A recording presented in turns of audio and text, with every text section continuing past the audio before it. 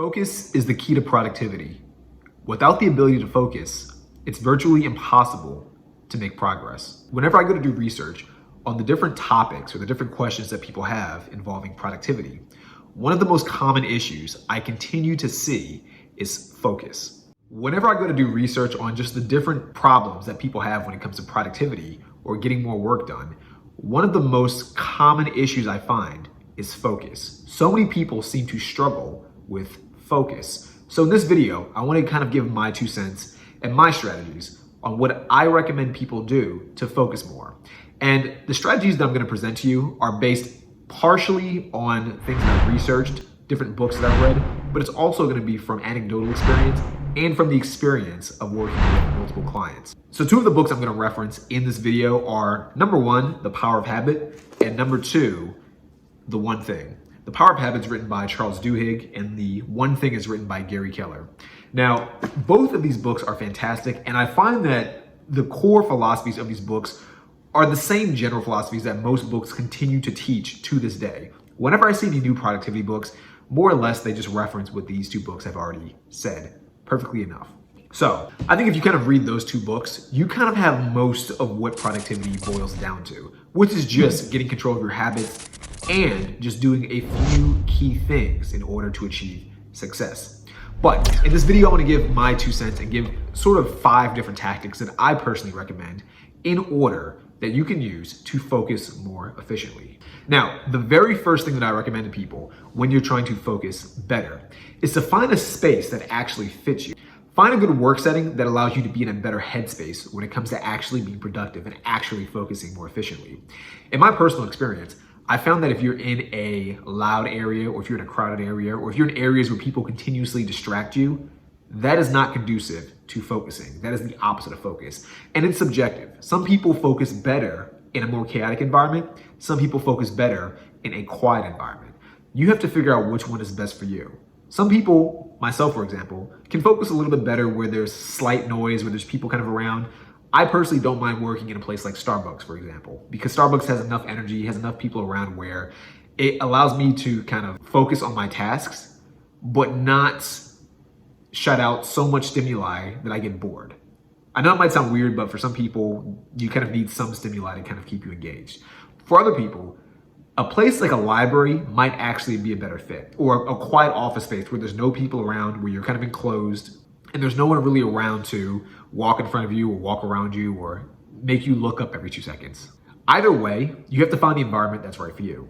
Years ago, I used to be a real estate agent, and the office that we had sort of had these glass windows. The issue with these glass windows is that if I was working, people could walk by, and walking by wasn't actually the bad part.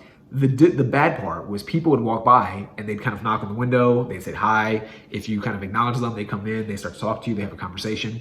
That was the part that became too distracting. Eventually, I kind of realized that even though the office setting wasn't so bad, it wasn't too bad having people around, having people walk by, having people wave periodically. That's not the bad part. The issue was, if people saw you in your office, they felt the need to talk to you. Now, there's a few ways to mitigate things like this. You can always, of course, use things like a sign that just says, keep out studying, genius and his craft, something like that, something along those lines, just so people understand that you're doing something and they know not to disturb you. I found that sometimes those signs don't work nearly as well as they should. So what I've just begun to do is just control my environment more carefully by just going somewhere else. So again, places like Starbucks, a coffee shop, if you have the privilege of having maybe another bedroom or some kind of space where you can kind of just hide in your own house and you have the freedom to work from home, that's always a good option as well. But at the end of the day, the thing you need to do is take control over your environment. Now, as a side note, something that I like to do as well is I like to kind of put things in my environment that motivate me. Kind of on the wall over here, I have like different figures like Elon Musk, Dwayne Johnson. One of my favorite movies is Limitless, and I have a picture of Eddie Moore from the movie Limitless on my wall over here. You need things in your environment to keep you motivated, to keep you uplifted, and to keep you focused on whatever it is you're working on. So that's my number 1 recommendation. Create an environment where work is easy to do. Now, the second thing I recommend people do is create what's called a keystone habit. Now, a keystone habit is pretty much one habit that you have where all of your other habits throughout the day come from. spawn from, ripple from. Does that make sense? My keystone habit is going to the gym. I've found that if I can wake up and go to the gym, everything else from that point forward is so much easier. It's so much simpler to get everything else done throughout the day. Now, I'm not saying easy as far as like the difficulty of the task itself. What I am saying is easier as far as starting the task. Does that make sense? I found that without this keystone habit, it's difficult to kind of create that momentum to get you through the day. And that's essentially what a keystone habit is. It's something that you do that is impactful, that creates momentum. It allows everything else throughout the entire day to be significantly easier. Does it have to be going to the gym for you? Maybe not. It all kind of depends. Again, it's subjective, but I found that having this keystone habit helps immensely. On days where I don't go to the gym, or on days where I go to the gym later than usual, I found it to be 10 times harder to get things done. It's so much more difficult to actually sit there and maybe write blog articles. So I have to write blog articles, to do outreach if I'm trying to get more clients. It's so much harder to do it. Even though the task itself might not be that difficult, and it might be something I've done like 1,000 times, it's harder to get started because I didn't do that keystone habit. So if you're watching this, get yourself a keystone habit. Find something that you can do early in the day that creates momentum, that's not super difficult to do, but also not super easy to do, something that feels gratifying. Allow that to let you almost coast throughout the day. Number 3, do 1 to 3 things per day that is guaranteed to move the needle. Now, this tip, I'm kind of borrowing from the book, The One Thing by Gary Keller. And basically, the premise of this book is exactly as the title describes. Just do one thing. In this book, Gary Keller sort of says that a lot of people, what their biggest problem is they're trying to do too many things at once. They're all over the place with the different projects, the different activities, the different ideas that they have. And because they have so many different things that they're doing, they never actually get any of those things done. Now, in my personal life, I found this to be true. I found that if I'm trying to do, say for example, real estate, and I'm also trying to start another copywriting business and an ad agency, and I'm trying to do like whatever, like 5 other businesses, you end up not getting any of those things done. Or at least you don't get them done well. Maybe you make a little bit of progress in one thing, a little bit of progress in something else, but in the grand scheme of things, you're never really making true progress for the most part. Depends on what it is, but for the most part, you're not making that much progress. So what Gary Keller recommends is to just do one thing and one thing only for a sustained period of time until you get some results, or at least the results that you want to get. Now, I usually recommend to my clients on a more micro level, just do 1 to 3 things per day that move the needle forward. And I say 1 to 3 things. From my experience, I found that a lot of people, when they think about productivity, what they consider productive is just doing a bunch of different tasks and activities. They fill up their calendar with 1,000 different meetings, 1,000 different times to check their email, 1,000 different times to post content. And 80% of those things they're doing is not that effective and doesn't actually lead to any results, or at the very least, it leads to minimal results. There's probably like a handful of things that they can do every single day that lead to the bigger piece of their result pie, if that makes sense, the 80% of the Pareto principle, so to speak. And if you are unfamiliar with the Pareto principle, pretty much what the Pareto principle states is that most of your results, about 80% of your results, come from 20% of your activities. And the reverse is also true. 20% of your results come from 80% of your activities. So you want to find out what the 20% of your activities are that produce the 80% of results. And this is why I tell people, just do 1 to 3 things. 1, it's easier to do. If you go through the day, and I know this from personal experience, if you set on your calendar 7 to 8 things, let's say for example, you put in your calendar 5 to 10 things. Maybe you get done 8 of those 10 things. You feel like you haven't achieved much because you didn't get all 10 of those things done. However, if you set your calendar up, but instead of planning 5 to 10 things, you plan 1 to 3 things. If you manage to get 2 of those things done, or even 3 of those things done, or maybe you even go above and beyond and get 4 things done. Maybe there's another thing that you could have done and you do your first 3 tasks, so you end up moving on to that 4th thing. That's a successful day. That's a perfect day at that point because you've achieved exactly what you set out to do. So this is why I tell people, just do 1 to 3 things. Do the 1 to 3 things that mean the most, that move the needle forward, because it allows you, 1, to have that long-term momentum, But two, it allows you to feel as if the day has been successful. And I'm not saying feel as in you're tricking yourself. You're not really tricking yourself. It's not like you feel successful, but the day's not successful. You feel successful because the day is successful. So it's a big difference. So in a way, you're almost kind of hacking your brain appropriately to get yourself results, but also reward yourself by allowing yourself to understand that you have made progress.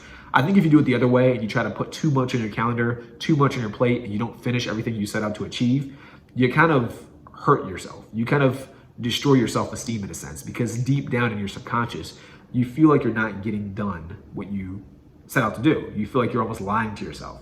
So I think this prevents that feeling from taking place. It prevents your subconscious from feeling that way about your daily structure or your daily routines by just doing a little bit at a time. 1 to 3 things is perfect. Now, one of the questions people usually ask me is, how do you know which things to do every single day? How do you find out exactly what those 1 to 3 tasks are? And this is the hard part, because you don't know off the top of your head usually. Like if you're trying to do a new goal, you probably don't know off the bat exactly what will lead to the goal being accomplished in the shortest amount of time. You probably have an idea of a bunch of different things you could be doing, but you don't quite know, at least initially, what will be the main 1 to 3 things that will produce the most results. Now, for that, what I usually recommend to people is write out a list of what you think will work. Just write out a long list, take about 10 to 15 minutes, and just jot down ideas of what you think will lead to the most results. For example, if you're starting a business, you need leads, but you probably don't know exactly what will create leads. You don't know if ads will create leads. You don't know if maybe random cold DMs, random cold emails, door knocking, whatever will lead to leads the fastest. And because you don't know what to do, that might put people in a state of analysis paralysis. They're thinking about which of those 5, 6, 8, 10 things, whatever it is, will lead to the results that they want the fastest, but they aren't sure yet because they don't have any feedback from actually trying any of those things. And I found that what some people do, myself included, is you try to do all of those things at the exact same time, but you never really make much progress on any of them because you're trying to do too much. Again, going back to the book, The One Thing, you're doing too many activities and you haven't really refined the process. So you're kind of just wasting time in a sense.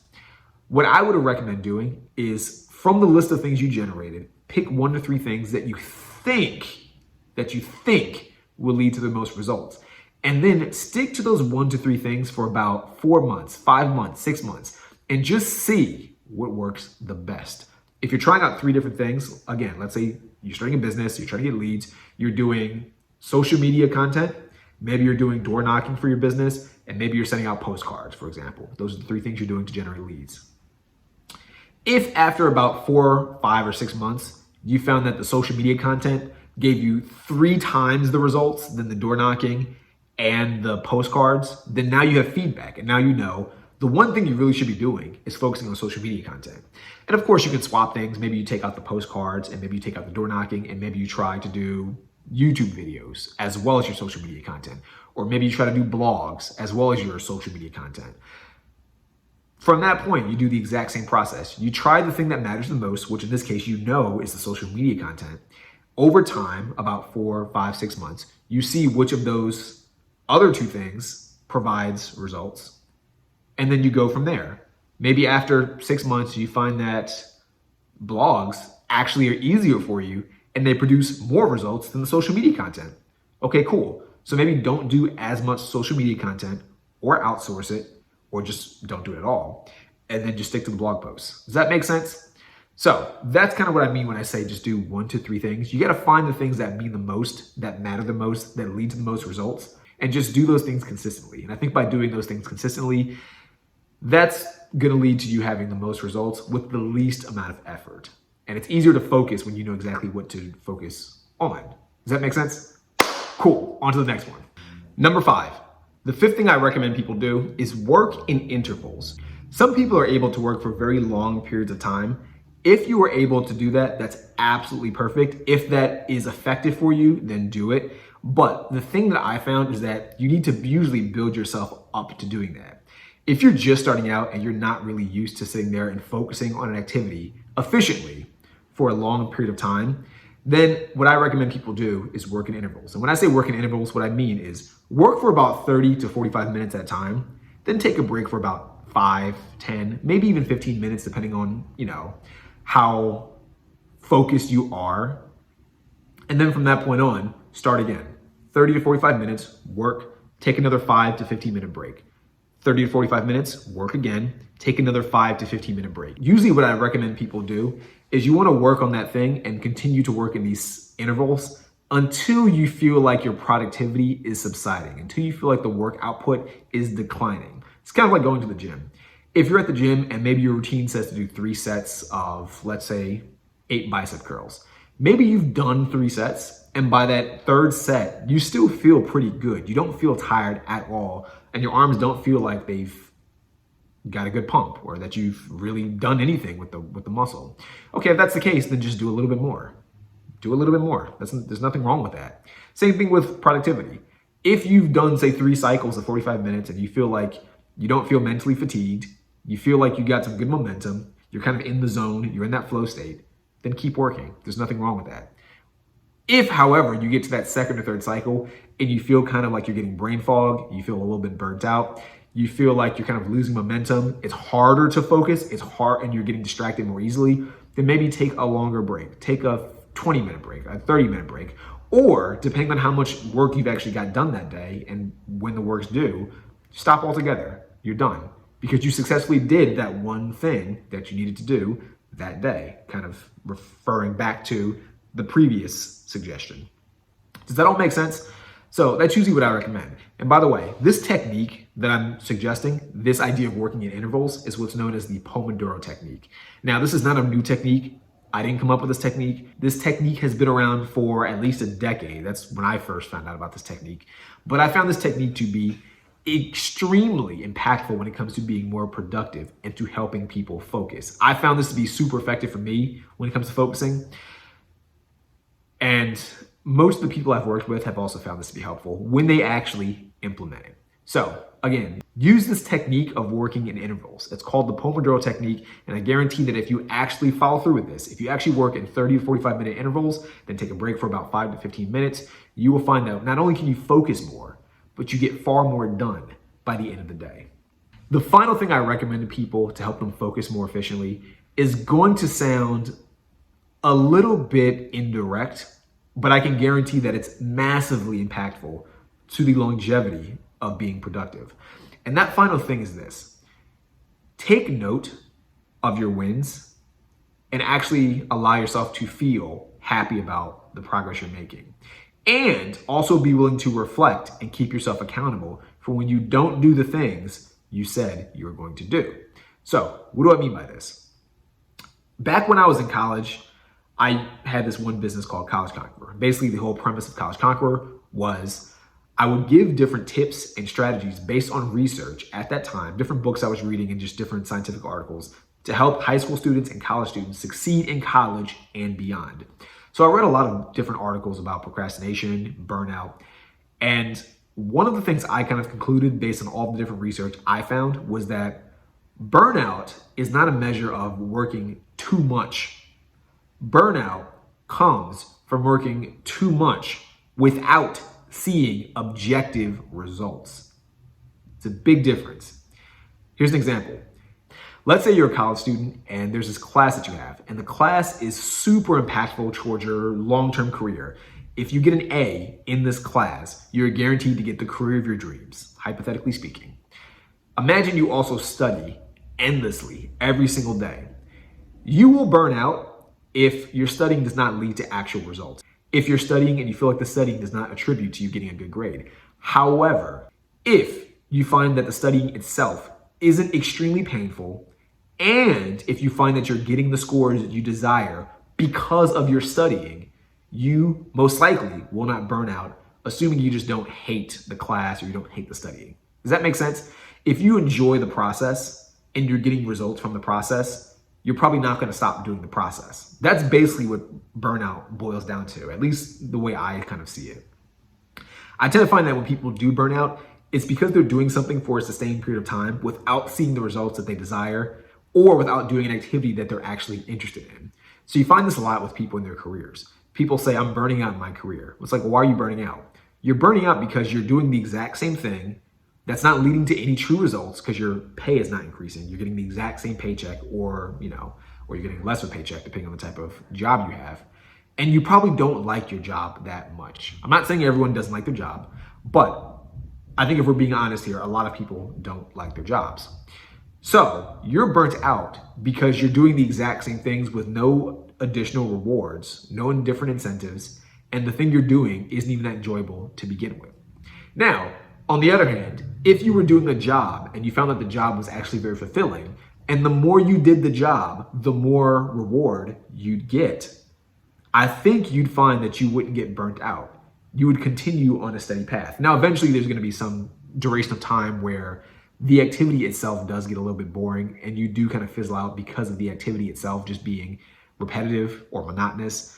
But in the grand scheme of things, most people when they burn out, it's just because they're doing something for a sustained period of time without seeing any actual results, or at least results that they would consider to be worthwhile. But the thing that I found as a means of countering that burnout is acknowledging when the activities you're doing is actually leading to results. Let's take fitness as an example again. If you're going to the gym, chances are you going to the gym for 1 month, 2 months, 4 months is not going to make a massive impact on your physique. Or if you're trying to lose weight, you're not going to see abs overnight, for example. However, instead of focusing on the end result, you can focus on the micro results. And the micro results could be, did you go to the gym? Did you actually show up? Did you actually push yourself as much as you could have pushed yourself? If you begin to focus on those things and reward yourself when you actually do those micro things, you'll find that your momentum will carry you much further because you are seeing results. You are seeing the wins. The wins are going to be smaller wins because they're in shorter intervals, but they are wins nonetheless. So it's all about shifting what you're considering true wins. And I think by doing that, you'll kind of push the burnout down the road, so to speak, or you eliminate it for a long period of time. Now, on the other hand, what I do recommend people also do is not be disingenuous about their lack of progress. If you've gone for, again, using the fitness example, 6 months, and you've made no change to your weight, you've seen no change to your physique, and you don't feel any stronger, chances are you're doing something incorrect. And that's fine. That's fine. That's part of the process. Everyone makes mistakes. But what you need to do is be accountable and say to yourself, I'm not making the progress that I want to make. I'm not getting the results that I want. Why? What can I change to get the results I want? And then just answer that question. What can you change to get the results you want? And then as you go on your journey to figure out what tactics you can change, you can shift your strategy. And then of course, by doing that, once you shift your strategy, you need to reward yourself for that shifted strategy and for doing the things that this new strategy is composed of. And by doing that, again, over a long period of time, you will start to see results. And if you reward yourself for those micro changes, you will push away burnout and you will be able to sustain these activities for a long period of time. So hopefully this all made sense. These are my strategies that I recommend to people if they want to focus more and focus more efficiently and ultimately just be a more productive person. If you need any help with anything, down below, there's a video. It's a 30-minute video. It goes over my 3-step system known as the 3P method that I teach my clients and that I use every single day on a daily basis to become more productive, to make sure that every single day is always efficient and productive. If you're interested, it's a free video. Just check it out. It's 30 minutes. You can click the link below. You'll see it. And I hope to see you in the next video. Peace out. Bye.